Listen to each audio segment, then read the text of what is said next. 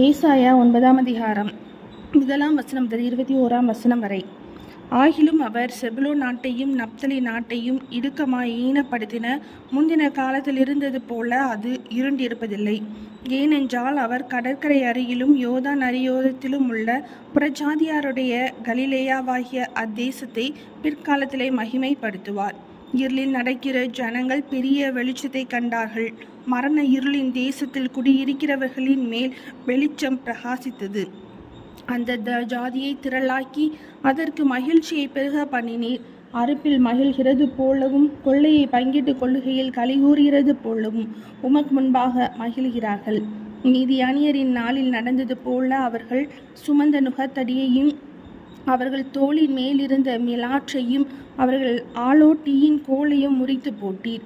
அமளியால் யுத்தம் பண்ணுகிற வீரருடைய ஆயுத வர்க்கங்களும் இரத்தத்தில் புரண்ட உடுப்பும் அக்கினிக்கு இரையாக சுட்டெரிக்கப்படும். நமக்கு ஒரு பாலகன் பிறந்தார், நமக்கு ஒரு குமாரன் கொடுக்கப்பட்டார். கர்த்தத்துவம் அவர் தோளின் மேல் இருக்கும். அவர் நாமம் அதிசயமானவர், ஆலோசனை கர்த்தா, வல்லமையுள்ள தேவன், நித்திய பிதா, சமாதான பிரபு எனப்படும். தாவீதின் சிங்காசனத்தையும் அவனுடைய ராஜ்யத்தையும் அவர் திடப்படுத்தி அதை இது முதற்கொண்டு என்றென்றைக்கும் நியாயத்தினாலும் நீதியினாலும் நிலைப்படுத்தும்படிக்கு அவருடைய கர்த்தத்துவத்தின் பெருக்கத்துக்கும் அதன் சமாதானத்துக்கும் முடிவில்லை. சேனைகளின் கர்த்தருடைய வைராக்கியம் இதை செய்யும். ஆண்டவர் யாக்கோபுக்கு ஒரு வார்த்தையை அனுப்பினார், அது இஸ்ரவேலின் மேல் இறங்கிற்று. செங்கல் கட்டு இடிந்து போயிற்று, பொழிந்த கல்லாலே திரும்ப கட்டுவோம்.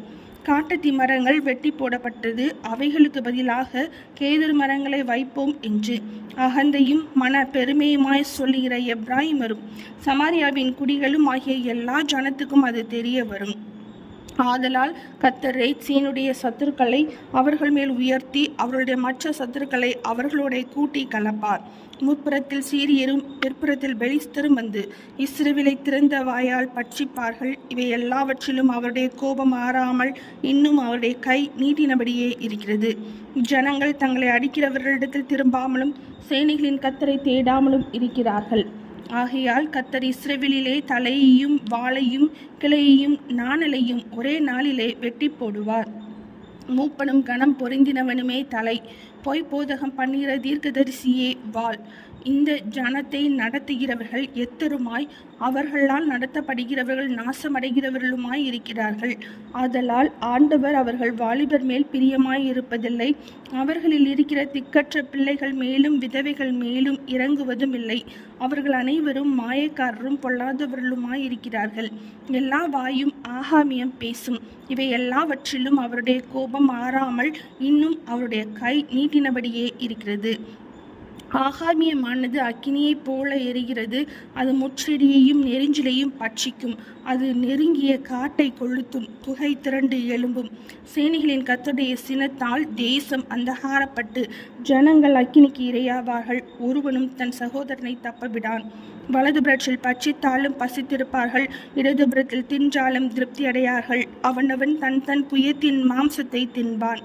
மனாசே எப்ராயிமையும் எப்ராயிம் மனாசேயும் பட்சிப்பார்கள். இவர்கள் ஏகமாய் யூதாவுக்கு விரோதமாய் இருப்பார்கள். இவை எல்லாவற்றிலும் அவருடைய கோபம் ஆறாமல் இன்னும் அவருடைய கை நீட்டினபடியே இருக்கிறது. ஏசாயா 9ஆம் அதிகாரம் முடிந்தது.